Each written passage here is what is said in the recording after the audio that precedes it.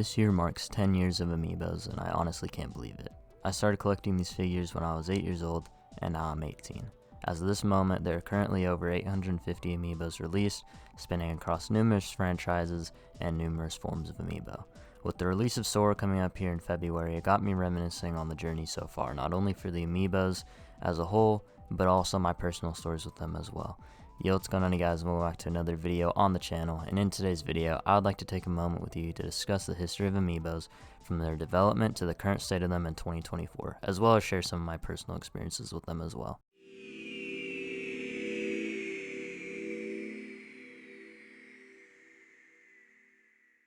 During the development of the first Skylanders game, Toys for Bob along with their parent company Activision had offered Nintendo an exclusive partner deal, presumably including Skylanders becoming a Nintendo exclusive franchise. They had explained the game's concept and the usage of radio frequency identification, or RFID for short, both in the figurines and a special reading component to house the character's statistics, which we would later find out as the Skylanders base for all future games that they have. Nintendo did not accept the offer to become an exclusive partner, and as we would later find out, Skylanders would become the start of a revolution in gaming, spanning multiple games and competitors, including games from Disney and LEGO. It kinda makes you wonder how much the landscape of gaming could have changed had they taken Activision's exclusivity deal, but regardless, all the hype surrounding Toys to Life gaming led Nintendo to be interested into the market, and just a few years later, they would launch their own attempt at it with Pokemon Rumble U in 2013. Unlike Skylanders, Nintendo didn't need a base for their figures to be scanned into, as the Wii U had near-field communications built into the Wii U gamepad, allowing for the figurines to be scanned into. However, for me, this was around the time of my peak Pokemon fandom, though I was more interested in the upcoming generation of Pokemon, that being X and Y like most other people. This with the fact that I didn't own a Wii U around the time made for this release to fly under the radar for me, though in recent years I have become interested in getting the figurines, which being honest is the game's only pro to it. Yeah, people really didn't like this game much. They called it boring, average, shit, whatever you want to call it, though they did say that it was cool how the NFC feature was used. And as we all would know, this would not be the end of Nintendo's efforts to break into the Toys to Life market, as in May 2014 they would hold an investors meeting where they would share early prototypes of figurines compatible with not only the 3DS and the Wii U, but multiple titles spanning across both consoles. They would be given the codename NFP, standing for either Nintendo Figurine Platform or NFC Featured Platform. How the hell they got two different names for it, I don't really know. But regardless, a month later at E3 2014, this would lead us to getting the first look at Nintendo's newest creations, called Amiibo, alongside a trailer for Super Smash Bros. For Wii U and 3DS, revealing Mii's and the Amiibo compatibility for both games. Bill Trennan, longtime translator at Nintendo, had this to say about the naming of Amiibo. They came up with the name in Japan, and the Ami portion came from a little something in Japan that conveys the sentiment of a friend, of playing with your friend. That's what they're really trying to convey with it. I think for us it sounds a little like Amigo. That's not the origin of the name, but it conveys the intent. Information about Amiibos would be released periodically throughout the upcoming months, right until November 21st, 2014, when both Super Smash Bros. For Wii U and the first wave of Amiibos came out in North America, with everybody getting their hands on the newest release from Nintendo. Everybody except for fucking me, that is. Yeah, I, like most kids around the time, had to wait till Christmas 2014 to play Smash Wii U, and wait till 2015 before I got my first Amiibo. The first wave of Amiibos would include Mario, Peach, Yoshi, Donkey Kong, Link, Fox, Samus, Pikachu, Kirby, Marth, Wii Fit Trainer, and Villager. In specific, it would be the last three I mentioned that would go on to spark the Amiibo craze, being dubbed the Holy Trinity. People went apeshit for Amiibos, to be straightforward with you. Everybody wanted them and their rarity attached to them. While some Amiibos like Mario and Pikachu flooded store shelves, others like the aforementioned Holy Trinity were far more rare, while Amiibo like Fox and Samus were in the middle of the rarity. Away from the collectors, Amiibos also became a worldwide phenomenon, with news stories not only covering the sudden popularity of the figures, but alongside it the defects and the ways that they could be used in public. The first wave of Amiibos came with some batches of defects, most famously the Samus Amiibo that had two cannons instead of one, and the Princess Peach that had no legs, or the one with the third arm attached to her dress.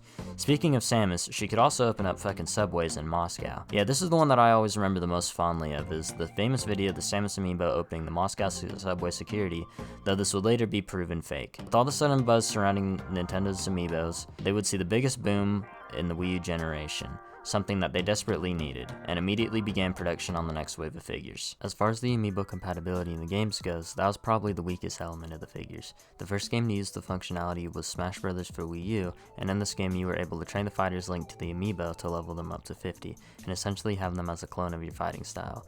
It was a pretty cool way to integrate Amiibo for the first game, but unfortunately every game after that wasn't as good of an idea. They were pretty much relegated to just costumes, such as in Super Mario Maker with the 8-bit costumes, or in Yoshi's Woolly World where your Yoshi could have a costume based on the fighter that you had scanned in, which were pretty cool ideas, but it also wasn't used to its potential. There wound up being a total of 22 games that used Amiibo functionality, so that was cool.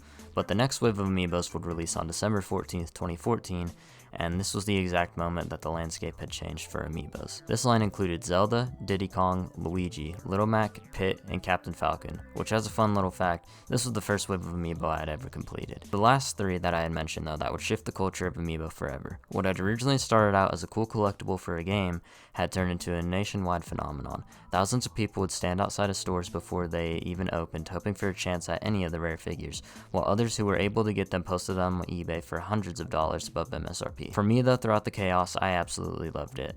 I remember coming home from school every day watching Amiibo hunting videos on weekends and going out to Targets, Walmarts, GameStops, and Toys R Us looking at Amiibos first thing, trying to find which ones I didn't have and convincing my parents to buy them for me. As for Nintendo, through the joy of making them millions of dollars also came a concern in the production of Amiibos.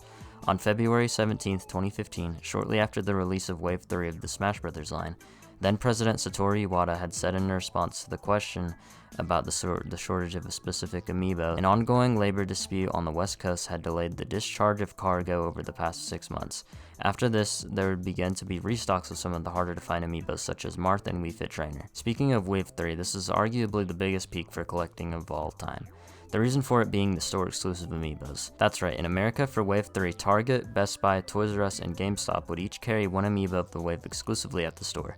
Best Buy would carry Meta Knight, Toys R Us would have Lucario, GameStop would carry Shulk, makes sense why two bad franchises would be linked to one another, and Target would have Rosalina, who in her own way had her own controversy surrounding her, as in addition to the store exclusivity, another famous story of Amiibo hunting days, this YouTuber by the name of Mario to Plumber would become famous for not just being fucking really ugly, but also because he had famously purchased over 100 Rosalina characters and scalped them purely off of his hatred for the character, calling, and this quote's fucking crazy, I'm sorry, I'm reading off of script, but this shit's nuts.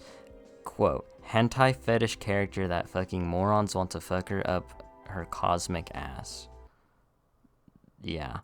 Anyways, these store exclusive Amiibos blew up the Amiibo hunting scene, with everybody showing up and calling stores daily asking for Amiibos. To go to some of my personal stories, around this time was when I got my first two Amiibos, Mario and Link.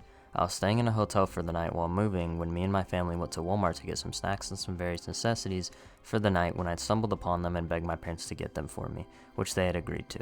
These toys, along with a few wrestlers that I had brought me, would be my only toys for 2 weeks or so while the rest of my belongings shipped to my house. More specifically, between these, wrestling figures, video games, and my Pokemon cards, as well as the friends me and my sister had made in our neighborhood at my school, my 2015 was pretty fucking special, to be honest with you. I definitely prioritized Amiibos above any other kind of reward though, as anytime I would be rewarded for good grades or just being a good kid, I'd ask them for Amiibos.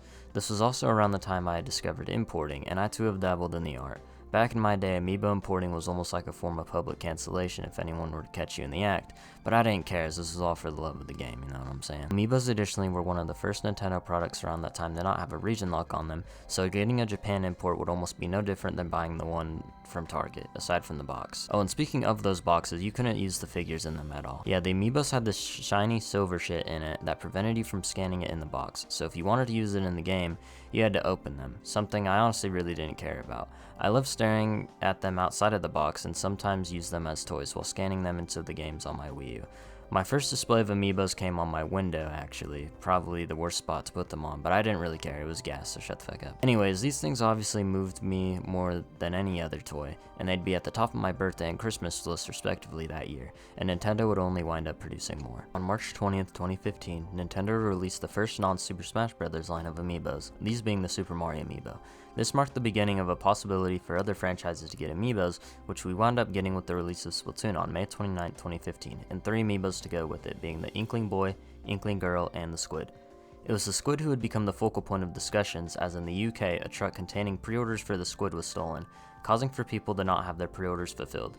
In the US, however, we would get the Squid exclusive in a 3-pack alongside the Boy and the Girl, making it the first 3-pack of Amiibos to be released. In addition to this, the fourth wave of Super Smash Bros. Amiibo would release, this time again with 3 exclusives: Jigglypuff to Target, Greninja to Toys R Us, and Nest to GameStop, the latter causing the site to crash multiple times. In addition to the new series of Amiibos being introduced, a new style of Amiibos was introduced as well. At E3 2015, Nintendo and Activision revealed 2 new Amiibo figures, HammerSlam Bowser and Turbocharged Donkey Kong. Literally the worst fucking names ever. Except these didn't just act as Amiibos, but Skylanders as well, making them the first ever Amiibos to be more than one Amiibo, I guess? I don't fucking know how to word that. This wasn't the only collaboration, as also in 2015, Yacht Club Games revealed the Shovel Knight Amiibo, the first indie-developed Amiibo. This one was made of a worse quality than the typical Amiibos though, as this was done in-house rather than by the Amiibo manufacturer. In the same year, they'd introduced one of my favorite sets of Amiibo, these being the Yoshi's Woolly World Amiibos. These ones are made in a different form as well, as these are entirely out of yarn, acting as sort of a little mini plush as well. Perhaps the biggest new form of Amiibo though came in the form of Animal Crossing Amiibo cards, also launching in 2015.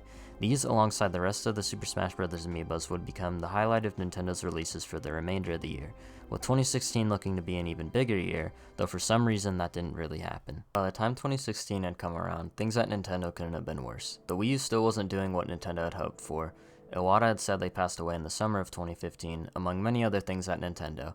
All the meanwhile, they had begun working on the next generation of Nintendo, this being the Nintendo Switch. This is most evident by the releases of the year, which were hardly any at all. As far as Amiibos go, while there still were plenty that were released, this year also began to see a decline in the amount of them made. While they had continued doing the Amiibo cards and had expanded into other series such as Kirby and Zelda, the Smash Bros. Line was nearing its end, only seeing 4 figures released the entire year. The general public didn't care for most of the other Amiibo series beyond the Smash Bros. Line, which had made it so store shelves were being littered with Animal Crossing Amiibos and Common Smash line as well. It was clear that something had needed to change at Nintendo, and in 2017, they would do just that. 2017, Nintendo launched the Switch, and that, like Amiibo before it, would change the industry. Alongside the Switch console and Breath of the Wild, Nintendo had also released a wave of Zelda Amiibo going alongside the game, this time with much higher quality than the ones in prior years. They also managed to find a good balance of stocking not just the Zelda Amiibos, but restocks for the older, more harder to find ones. If you were interested in getting an Amiibo, you would be able to do that, but it wasn't like these hoarded shelves and were all the same thing. From here to 2019, I had actually made a solid dent into the Smash Bros. Line, though I was still missing some, such as Rosalina or Ike. On July 21st, 2017, alongside Splatoon 2 and its Amiibos, the final wave of Smash 4 Amiibos was released, being Cloud, Corrin, and Bayonetta, all with one variant each in addition to their regular Amiibos, these being called Player 1 and Player 2 versions. The Player 2 versions would be the final Smash Bros. Amiibo to have store exclusivity, with Corrin Player 2's Amazon exclusivity proven to be the worst of the bunch, causing for it to become one of the rarest Amiibos for years before re-release in 2013. What the fuck? Sorry, I'm at 2023, my bad. Damn fucking writing and reading. Over the next few years, this release style would continue with the next Smash Bros. Game, Super Smash Bros. Ultimate, and that having its own Amiibo for the fighters who didn't already have one. They would also usually restock a handful of Amiibos from Smash 4 for each wave of the Ultimate ones released. This made collecting ideal around this time, and for me it was, as I was now starting to earn my own money from doing chores around the house, allowing me to buy pretty much everything that released around that point in time, till the series has ended for non-DLC fighters in 2020. As for other series, they would still get releases but very limited drops of them. Mario Odyssey got a 3-pack of Mario, Bowser, and Peach in their wedding outfits, Metroid and Pikmin would get some Amiibos, alongside a few others, but for the most part, releases weren't coming in that often. This would also mean they'd start to disappear from store shelves. Instead, you'd just pre-order online or in store or get lucky enough to find it the day that it came out. But other than that, this was the only real way to find new Amiibos. For me though, I'd always focus on just the Smash Bros. Line anyways, as they were always the best ones to me, so this didn't really bother me too much. But unfortunately, due to the lack of consistent stock, hunt, ability to pre-order, and slower releases, this put me in an awkward spot of being able to get everything that was coming out, not being able to have any of the ones that I was missing that they wouldn't restock in, and instead just praying for them to actually end up doing that. So once the final Ultimate non-DLC Amiibos released, I pretty much stopped paying attention unless a new one would come out, which I'd simply pre-order and get the day of. This wouldn't be the end of my Amiibo journey though, as 2 years later in 2022, I'd come back to finish the story. In 2022, I now had my own money in a bank account, allowing me to shop online. I was bored one day and stumbled upon eBay, and out of curiosity I'd looked up the prices of Amiibos that I was missing in the Smash line. I came across an Ike Amiibo in box for $30, which I put a bid on and surprisingly won. I was shocked but also very skeptical of the legitimacy of it, but it had arrived at my door just like the images it showed, and this got the wheel in my head turning. For the next few months, until March 2023, I'd knock out the rest of the Amiibos I was missing, and at last had completed a collection I'd only dreamed of as a child. Although I paid way too much fucking money for these, just being honest. Like, I paid fucking $50 for Rosalina. I paid $100 for the Miis. It was pretty fucking crazy, I'm not gonna lie. In 2024, things have changed so much. I'm now an adult with a job and money of his own, which does take the fun out of Amiibo hunting, as it's non-existent now and I can pretty much just pre-order anything or buy it online through eBay. At the same time though, I'm also extremely happy and fond of not only my collection, but Amiibos as a whole. I love Amiibo and always will. They were a piece of my childhood nostalgia for me, while also being something that I carried with me throughout my teenage years into my adult life. Still to this day, every time I visit the Nintendo selection of a retail store, I'll always look for Amiibos, even though the days of hunting them and even being on store shelves period is long gone. Nintendo has also once again managed stock issues, allowing for others to get about everything they're missing, which still does kind of piss me off since I've always paid very questionable amounts for some of these on eBay. The point is, I love Amiibo. With the release of Sora right around the corner, it got me reminiscing on the times that I had with these Amiibos, and I'm very thankful that these were brought into my life. I now, as an adult, 10 years later, have completed the Smash Brothers line, and while there's plenty of other series of Amiibo to go for, I don't think they'll ever be like the Smash Brothers ones for me. This is just a history of Amiibo, and some of my experiences with them. If you guys have any experiences you'd like to share, feel free to leave them with me in the comments below. Thank you guys for watching, and I'll see you guys next time. Goodbye.